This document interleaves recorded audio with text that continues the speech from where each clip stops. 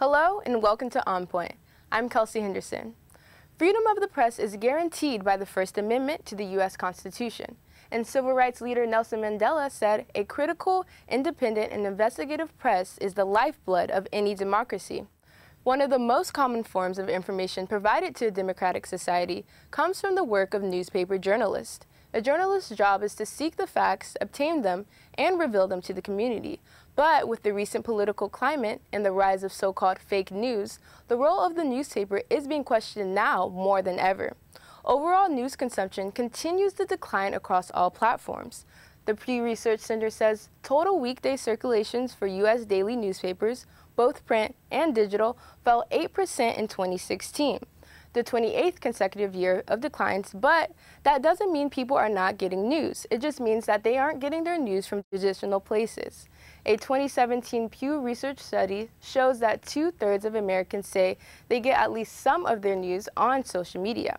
We asked some CSUN students where they get their news and what role they believe journalism should play. Where do you get your news from? I get my news from either Twitter or I go directly to the news sites like KTLA and ABC7. I don't go to Facebook or MySpace, if that's still a thing, but mostly Twitter. I usually get my news from social media. I get my news from social media outlets, like for example Facebook, Twitter, or Instagram. If you would have to pay to get your news, would you? No. I feel like the news, they're watchdogs for the government. So I feel like, why should I have to pay you to tell me what's going on? If I have, the resources and the money, I would do it because I think it's important to be informed. It depends on the cost. I'm a college student and I don't work or make any money, right? I would love to maybe have like a free online demo or something subscribed for students. Would it be important to you to get quality news? Oh yeah, I don't want to be walking around thinking that there's like a school shooting or a bomb threat when there's no such thing happening. I could cause a panic. Fake news, no. Absolutely, especially in this era of fake news. I think you really need to check your sources because you never know who's telling the truth. Certain outlets might have agendas, so yeah, it is important. I feel like I would. It will differentiate between like fake news online and on websites to the news that's what's going on. On Point's Sun Lee has more on the story. Thank you, Cassie. Today we have Tre'Vell Anderson, a film reporter from the Los Angeles Times, Darleen Principe, a freelance journalist and former editor for Simi Valley ACORN, Matt Thacker, instructional assistant at Pierce College and a former reporter. So the first question is, what role should journalism play in our democracy? Wow. I mean, I think the role of journalism in our democracy is the role it's always been, and it's to hold people in power and administrations accountable for their actions. It's to be kind of that checks and balances in terms of power. And for me personally, I think journalism is also a way to kind of pass the mic to marginalized voices and people who traditionally haven't been able to see themselves reflected or hear their voices echoed. And so for me, it kind of serves both of those purposes, to check administration and hold them accountable, but also to kind of allow people to see themselves represented in a variety of different ways. Darleen, do you have anything to add to that? I would agree 100% with that. I mean, journalism is fundamental to democracy.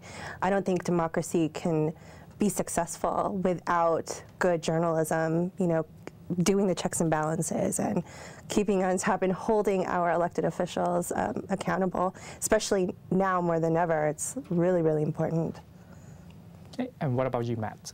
Yeah, I completely agree. I'll just add that, voters can't make informed decisions unless they have all the information, and the only way that they can really have all the information is through the press. Most people don't have the time to go to every single local council meeting or know what's going on in the White House, so they rely on the media to inform them. Now, we talked to Professor Richard Hendrickson about the current climate of journalism, and let's take a look. When you have newspapers that are owned by Wall Street bankers who have no connection to the places where the papers are located, it's less likely that you'll have quality journalism. Well, this term fake news is is pretty loaded because it implies that somehow the journalists are deliberately, or people pretending to be journalists are deliberately putting up stories that are false, that are not true. Websites we see on the iPhone and the messages we get, they're all tied to some kind of advertising. They're not making as much money as they used to from that advertising, but still advertising is what pays the bills. Dr. Hendrickson make a lot of good points about local ownership, fake news, and newspapers economy. And I want to start with local ownership. Now, the question is, why is it important to have a local owner owning a local publications? And this question is specific for you, Tre'Vell, since the LA Times had been undergone a recent change in ownership. Yes. So we recently were just bought, or the transaction has begun for us to be bought by Patrick Shong, I believe is how you say his last name. And it, brings the paper back under local ownership, and it takes us out of the hands of Tronc, which is based in Chicago. I think generally the idea is that it's a good thing for a local paper to be owned locally. With the LA Times specifically, I think we kind of ride that line of being a local paper, but also having kind of a national perspective in terms of the audience that we're actually trying to reach. And so we're trying to balance that regardless of who our owner is. I think the hope is, with it being a local owner, is that we will be able to have the necessary resources to cover LA and the surrounding areas in the ways that we want to, and that, you know, the new owner will allow us to do us and to be journalists and not really have too much interference in terms of that news-making process. But it's too soon to tell. We haven't yet even met him. Legally, he can't really communicate with us yet until the sale is finalized in April, which is what they're predicting. And so all signs point to improvement in terms of our ability to do our jobs under this new ownership, but it's too soon to actually know that for sure. And what about, do you have anything to add, Darleen? Yeah, I mean, I think local ownership, I mean, my background is really like the local community paper, and I think local ownership adds a lot of credibility to, you know, the paper itself.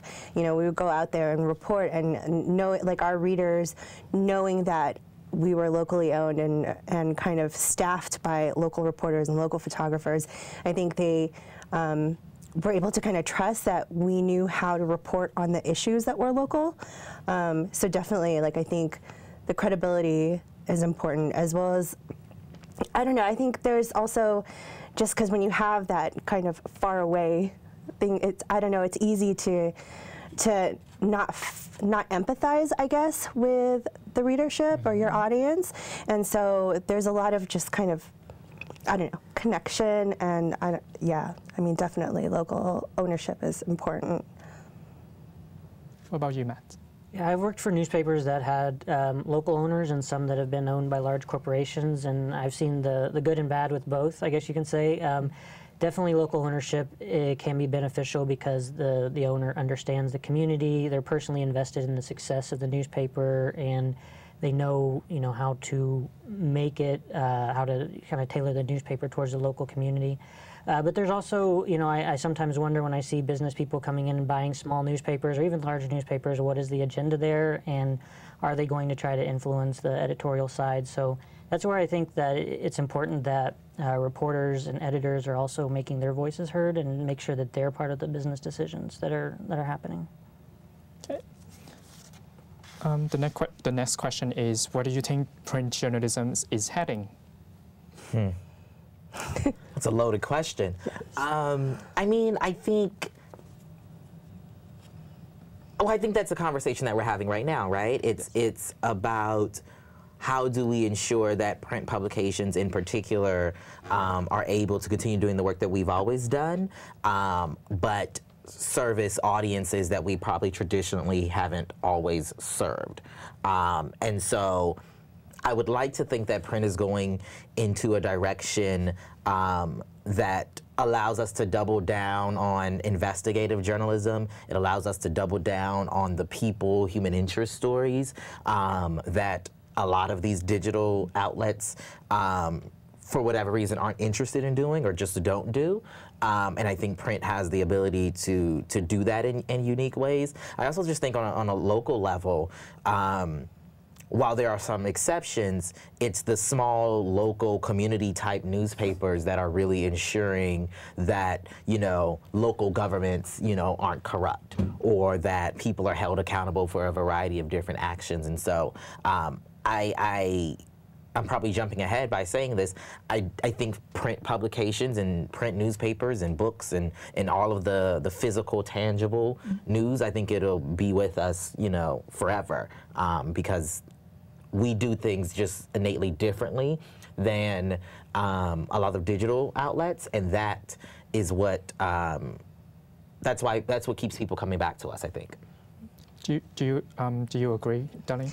I would agree with that. I think print journalism has kind of a unique ability to go really in depth in things in a way that, well, you know, of course, video documentaries and all that, but I mean, there's something unique about print that allows you to cover something in a way, you know, that maybe digital you wouldn't be able to. But also, at the same time, I think that we're in a position where print does need to evolve in some way. So it's not necessarily that print is going to go away or that, you know, we have to write shorter stories necessarily, but I think the print industry has to also embrace the other. It's really, you know, we all keep talking about multimedia, right? So like print reporters aren't just responsible for writing, but they shoot photos, they shoot little video clips, they're good on social media, and they're out there interviewing people with their cell phones the same way as, you know, mobile journalists. So it's kind of this evolution and kind of just to expand skill set. So I think that there's a danger with print where like maybe super print loyalists don't want to, you know, kind of evolve and to adapt, you know, to kind of the changing mediascape. So I think that's dangerous in one sense. But so, yeah, I mean, there's definitely going to be a market always for print. I would 100% agree. People who love print really love print. I mean, I love print. But yeah, I think it's important to also embrace other mediums and really kind of evolve with the times. Matt, what do you think? I mean, there's no question we're trending toward more people getting their news from online sources, but I think especially now when there's so much information out there on the internet that there is some credibility when you're looking at your newspaper and you can actually see it, even if the reporting is being done by the same reporters that are doing the online stories, but there is some credibility, I think, with having an actual newspaper. All right, and we talked to journalism professor Benjamin Davis about how print is struggling to move online to digital, and also about democracy and the idea of free information. Let's take a look. Too many newspapers shy away from going online because they haven't figured out how to make enough money to pay the reporters and to cover other costs that they have. And the costs, the lack of making money is getting in the way of good journalism, online journalism. Democracy needs information. They need free information in order for people to be able to make clear-cut decisions about their livelihoods. And in the U.S., it's problematic now because there's too much information flowing back and forth. Too much information going back and forth. You don't know, first of all, what to believe. You don't know who to believe. And you don't know how you're going to filter. Professor Davis make a good point on how print is struggling to move online. Now, so the question is, what can reader do to support objective and local journalism? Tre'Vell. Well, I think the obvious answer is you can support your local newspapers with subscriptions. You can subscribe to the LA Times and ensure they can pay me, you know, for at least another year. But I think part of it is also, I think we need to talk a little bit more about just kind of like media literacy and requiring of audiences to also kind of vet the news sources and the news media that they're, you know, absorbing things from. Unfortunately, it can't just be on those of us who are journalists to say this is fact and this is fake news or whatever the case may be. Like the audience has to figure out ways for them to, if I can read a story and say something doesn't seem right here, I feel like we should require that of the audience as well. I don't know if that makes sense. Yeah, kind of piggybacking on that, I think like there sometimes is, you know, an issue of engagement, right, where it's like there's always this kind of separation between the audience, the readers, and the journalists. And I think like one way to kind of enhance everything is to just find ways to really connect with the audience, with the readers, find a way to engage more. And I think that's something, like for example, with social media, we have, you know, this is the first time that we could, that it's so easy for us, especially with like journalists, those of us who are on Twitter, and we can talk directly with our, you know, our readers.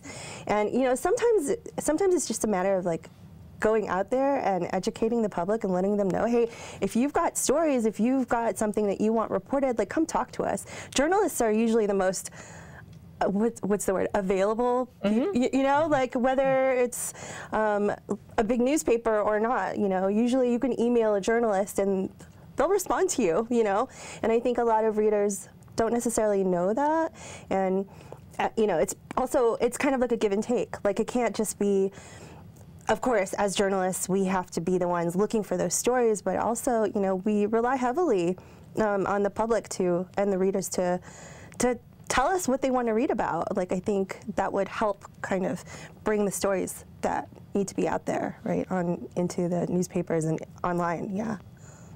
And Matt? And also just thinking about different ways that we can bring value to the newspapers. If you think about the role that a newspaper's traditionally had, you know, you have the classified sections, you had coupons, obituaries, which are surprisingly oftentimes the most read pages in the newspaper, and all of these things you can get online now. So we have to think about what other value can we bring to the newspaper that maybe you can't get from other sources.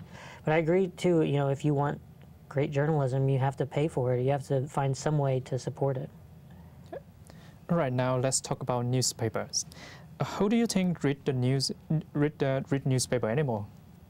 Who do we think? I mean, I think I say this all the time that, you know, so as I said, I cover diversity in Hollywood with a focus on Black and queer film. That topic area is typically something you won't find in a Los Angeles Times, partly because of who our, you know, supposed audience is. And I always say that primarily our audience is, you know, old white people in the Valley who are retired, right? They're the ones who are subscribing to newspapers, generally, like writ large. And so they're the ones reading them, but I think as newspaper entities, we can do more to, as what you were saying, to just kind of add more value to the print experience. I'm reminded in this moment of the words of a hip-hop journalist. Her name's Danielle Smith, and her husband, Elliot Wilson, also a great hip-hop journalist. I met them when I was in grad school at Stanford, and they created this publication called Hardcover, HRDCVR, and it's a magazine in the shape of a book. A hardcover book, and it's deeply designed. It has great photos, and it's all in color. And it's just it was just a different take on print. And I think that's something that we need to consider as print newspapers. I'm always arguing with, you know, our photographers and our layout people. Try something different. Do something interesting on the page, because that's what's going to get younger people in particular to pay for a newspaper. Younger people will pay for that experience if they feel like they're getting something from it. For sure. At the ACORN, when I was there, it was really, you know, it's the same thing where it's you have kind of the older crowd that are reading, that are used to having the newspaper in their hands. They're the ones that are really, really loyal to the newspaper. But, you know, the same thing, like find a way to kind of branch out. And one of the things that we did, and I have to like give props to the sports editor there, Eliav Applebaum, he's still the sports editor there. He came up with this brilliant idea, you know, because we were hyper local. So he came up with this brilliant idea to create kind of like a special issue called the Pigskin Preview, and it got a lot of the high schoolers involved. So they would do these kind of long rundowns of, you know, what the football season at high school level, football season's going to look like. They featured players and made these amazing covers with, like, you know, the players. That's a really good idea. Yeah, you know, it increased. Also, we were able to share all that right on social media, so it really boosted our high school readership, which, you know, that's hard to do for a newspaper. But yeah, it's definitely trying to find creative ways, thinking out of the box to appeal to other age groups, you know, who might not necessarily think to pick up the newspaper. And we would cover schools a lot, like local schools. So it was nice. Like, sometimes I would visit certain schools or certain classrooms to talk, and my first question would always be, you know, how many of you have been in the ACORN? And I would see so many hands go up, and that was always the best feeling, because it's like, all right, like, you know, like we're part of the community, and that's what you want to be as a local paper. What about you, Matt? Yeah, and definitely families, parents, and grandparents love to get the local newspaper because you can see your kids and your grandkids, and there's that whole community experience. If we're talking about online too, I think there is this false perception that young people don't read the news, and they do. They're just getting it from different sources now. But I think people of all age groups want to be informed, and in some ways, younger people, I think, pay attention to the news more than the older generations do. Now, Matt, you mentioned something very interesting. You mentioned sources of news, how young people today are getting the news from different sources. So my next question is, how has the readership changed over the past 5 years? And what are the challenges in retaining readership? Tre'Vell? I mean, I think to your point, we see now, right, that on Snapchat, for example, you have news outlets with these little stories that you can get news. I know at the LA Times, on our Instagram stories are, you know, these curated news pieces, news bites. And so it's over the last 5 years, I think to your point, young people have always been interested in news. They're getting it from different places, and the hope is that I think we can get them to get it from a physical newspaper, because we get more money from a physical newspaper than we do from a click on a website. And so that's the goal. But I'm not sure the audience itself has necessarily changed, but we are always trying to figure out how to meet the audience where they are. Darleen? Yeah, it's exactly the same. It's like kind of hard to add to that. Yeah, I don't know necessarily if they've changed. It's like, especially, and you mentioned again, like with the young people, they do want to know what's going on. I think, like, they don't get enough credit sometimes, the younger generations, you know. But look what's happening in the news right now, you know, with the shooting. Like, who's leading the charge right now, right? It's young people. So, you know, they do want to be informed. It's just a matter of, I think, again, like I mentioned earlier, the outreach and the engagement and the connecting. Now, Matt, you used to run your own newspaper and you experienced some struggle and challenges. Tell us more about that. Yeah, back in 2013, I started an online newspaper that covered the western San Fernando Valley, just because I saw that there was a need for local news coverage there. And I did that for about 2 years and had some success, and definitely there were challenges. As you were mentioning, there's not a lot of money in online advertising. The rates for online advertising are much lower than print. So that's the challenge, and you have to kind of make that decision of, do you want to try to get people to pay for online news, or do you want to just get as many viewers as you can? And so I think that's why you see with a lot of news websites, they're going towards the sort of sensational headlines, or just trying to put up as much content as they can, because that's how you get that's how you get enough traffic that you can pay for it. So that's really the challenge, and it is difficult, especially when you're focusing on a small community, because where are those readers going to come from? I mean, if you're covering Washington, D.C., you can pull from readers all over the country. If you're covering your local neighborhood, you know, it's a much smaller population that you can get, and so it is a challenge to make money with that. Okay, and what is your opinion on fake news? Tre'Vell? Fake news, I mean, I feel like it is something that gets a lot more coverage than it perhaps should. As I was saying earlier, I mean, I think more can be done on the media literacy tip to ensure that, particularly the people who are in the flyover states, who aren't, you know, on the coasts and who might not absorb as much news as we do on these coasts, that they are able to spot things that just don't seem right, or that they're able to look at a publication and figure out if it is partisan or not, and how that helps them make their decisions about what the news that they're actually receiving. It's a mess. Fake news has become the thing, that buzzword that everybody uses now to ascribe to things that they just don't want to believe, whether it's true or not. Everybody just wants to call it fake news and just like discredit media. And so I have a problem with that, obviously. Darleen? Yeah, especially on social media, yes. right? Like when I think that's, I don't know if fake news would be so big if it weren't for, I guess, social media and being able, like people sharing a lot of stuff without knowing where it comes from.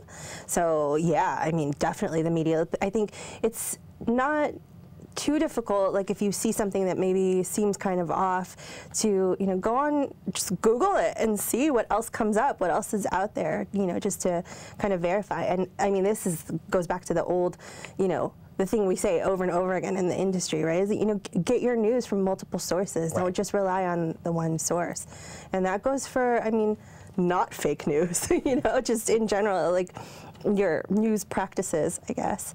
But yeah, I mean, it's a buzzword, and it does exist. It's just, yeah, I mean, you just have to be able to kind of identify or you know, at least try and verify whether, you know, something is credible or not. And I think everybody has a responsibility to do that. And you've got to like put the energy in, right? Right. To say, yes, I just saw this tweet, but I'm actually going to take that time to go to Google or go to the LA Times or to the New York Times or wherever else and see if it's also there. Yeah, and that might be a hard sell, but it's like, you know, if you're going to be in this country and you're going to be a voter and, you know, you care about your country, like, you should be able to take that extra second and do a little search. Right. Thank you, Darleen. And what about you, Matt? Yeah, one thing I do in my current position at Pierce College is I try to recruit students to come into the media arts department and to become journalists or study it. And I've been amazed. Several students have said, you know, why would I want to become a journalist with all this fake news that's going on? And this is in Los Angeles. It's not, you know, some conservative city. So it is kind of surprising to see, you know, when the president or other people use this kind of language, how it really affects the way people view journalism. So it does have an effect. But like you were saying, it's important that we distinguish between real fake news, which is, you know, when people are making up stories intentionally, and just because, you know, you don't agree with what they're writing, or, you know, you don't agree with the opinions. Those are completely different topics. So, but it does, you know, that kind of language does affects the way people view journalism. And that's all the time we have for today. Thank you so much for joining us today. Thank you. Thank you for watching On Point. You can follow us on social media at CSUN On Point. You can hear us on KCSN 88.5 FM on Sunday mornings at 5:30. You can watch us on Santa Clarita Valley Television on Sundays at 5 and on LA 36 at 9:30 Thursday evenings. For all of us here at On Point, I'm Kelsey Henderson.